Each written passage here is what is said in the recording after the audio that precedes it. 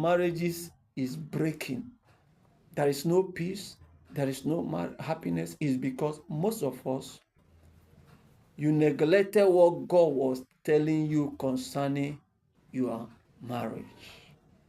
You neglect. Okay, for example, this brother who was once coming here, was once coming here. When he had a crash with his wife, not the second one, the other one. When he had a crash with that lady, the lady packed out,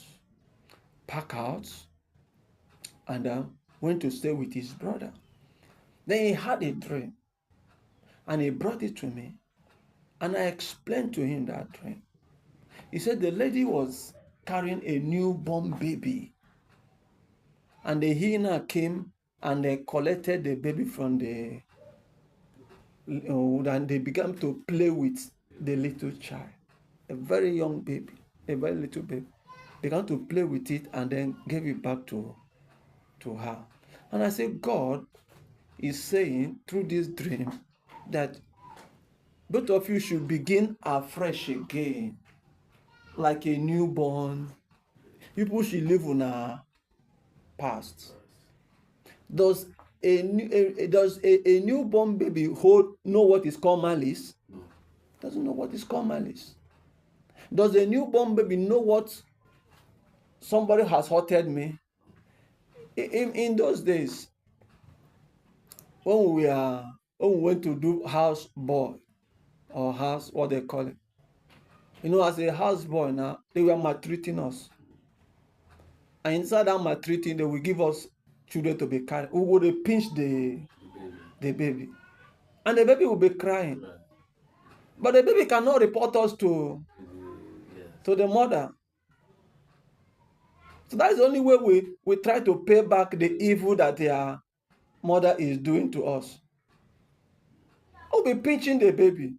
And the baby will be crying. When the baby is crying, you should come and take her baby. Yes. Come and collect the baby. I will be pinching the baby. So that is the mentality of a child. He doesn't know that did that child report me to the mother? Yeah. So the mother will collect it, think maybe he's looking for breast to suck. So, and I told him that this dream means God is saying should begin afresh. Begin afresh. People should forget about on our past and start afresh. And every day he shared this dream to me, his pastor called him. And he went to answer the call. Lo and behold, the lady was there. That same lady was there. You see how God set them up for reconciliation.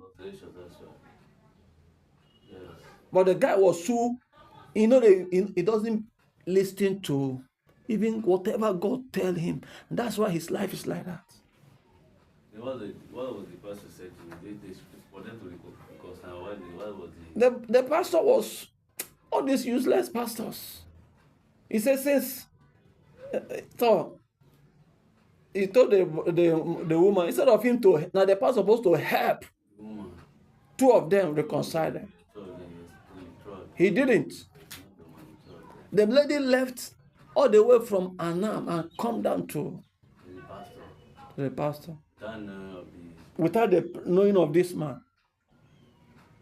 And I believe that the purpose of that coming was if the pastor could reconcile them.